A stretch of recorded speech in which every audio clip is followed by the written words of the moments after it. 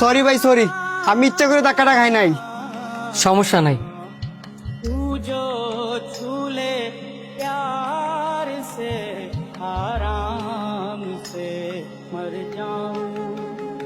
ভাই একটা ঠান্ডা দেন তো।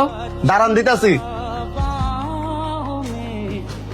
চেক কি রাস্তা ফালাই দিলাম নাকি? ভাই থাক, লাগতো না।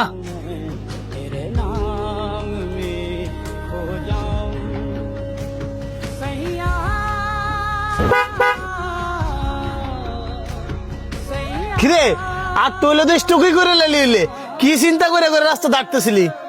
শুধু চিন্তা না রে, বিপদ ফেরেশানি এগুলো যেন আমার ফিসি চাচ্ছে না। বিপদ যখন লাগে সব দিক দিয়ে লাগে, এটার একটা কারণ আছে। কি কারণ?